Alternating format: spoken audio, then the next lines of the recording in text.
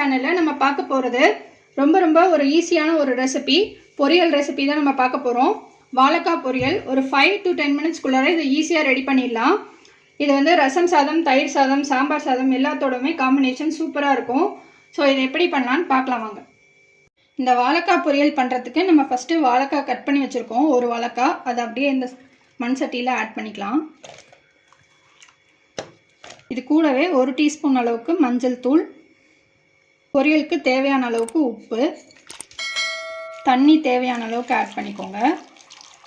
இது எல்லாமே ஆட் பண்ணிட்டு நல்லா ஒரு மிக்ஸ் பண்ணிவிட்டு லிட்டு போட்டு க்ளோஸ் பண்ணிவிட்டு ஒரு 5 minutesல வாழைக்காய் வெந்துடும். வேக வச்சு எடுத்துக்கலாம். பாருங்கள், வாழைக்காய் நல்லா வெந்து வந்திருக்கு. நல்லா சாஃப்டாக குக் ஆகிருக்கு பாருங்கள். இப்போ இதை நம்ம வடித்து எடுத்துக்கலாம். இந்த தண்ணி இல்லாமல் வடித்து எடுத்துக்கலாம். இப்போ நம்ம பொரியல் பண்ண ஸ்டார்ட் பண்ணலாம். அதுக்கு ஃபஸ்ட்டு மண் சட்டியில் 2 டேபிள் ஸ்பூன் அளவுக்கு கடலெண்ணெய் ஆட் பண்ணிக்கலாம். எண்ணெய் சூடானோடனே இதில் கடுகு 1 டீஸ்பூன் ஆட் பண்ணிக்கலாம். கடுகு வெடிக்கும் போது கடலைப்பருப்பு 1 டீஸ்பூன் ஆட் பண்ணிக்கலாம். இந்த கடலைப்பருப்பு கொஞ்சம் ப்ரௌன் ஆகட்டும். கடலைப்பருப்பு ப்ரௌன் ஆனதுக்கப்புறமா கருவேப்பிலை 1 கொத்து, ஒரு மீடியம் சைஸ் பெரிய வெங்காயம் ஸ்லைஸ் பண்ணி வச்சுருக்கோம், அதையும் ஆட் பண்ணிக்கலாம். நீங்கள் பெரிய வெங்காயத்துக்கு பதிலாக சின்ன வெங்காயமும் போடலாம், நல்லாயிருக்கும். இந்த வெங்காயம் கொஞ்சம் ப்ரௌன் ஆகி வரட்டும். பாருங்கள், வெங்காயம் நல்லா ப்ரௌன் ஆகிடுச்சு. இதில் நம்ம சில்லி பவுடர் 1 டீஸ்பூன் ஆட் பண்ணிக்கலாம்.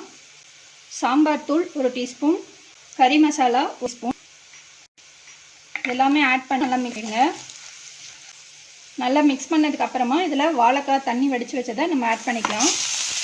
ஆட் பண்ணிட்டு இந்த மசாலோட இந்த வாழைக்காய் நல்லா மிக்ஸ் ஆகிற மாதிரி மிக்ஸ் பண்ணிக்கோங்க. இந்த மசாலா வந்து இந்த வாழைக்காயில் நல்லா கோட் ஆகணும்.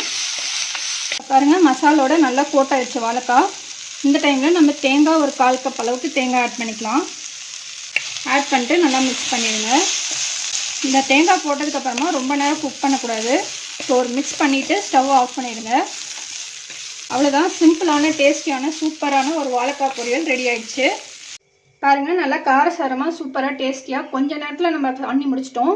இந்த வாழைக்காய் பொரியல் அவ்வளோ டேஸ்டியாக இருக்கும். ரைஸோட சும்மாவே மிக்ஸ் பண்ணி சாப்பிடுவோம், சூப்பராக இருக்கும். ஸோ இதை மறக்காமல் ட்ரை பண்ணுங்கள். ட்ரை பண்ணிட்டு உங்கள் கமெண்ட்ஸை போஸ்ட் பண்ணுங்கள், உங்கள் ஃப்ரெண்ட்ஸோட ஷேர் பண்ணுங்கள். எங்கள் சேனலை மறக்காமல் சப்ஸ்கிரைப் பண்ணுங்கள். இன்னொரு இன்ட்ரெஸ்டிங்கான வீடியோவில் நம்ம மறுபடியும் மீட் பண்ணலாம். தேங்க்யூ.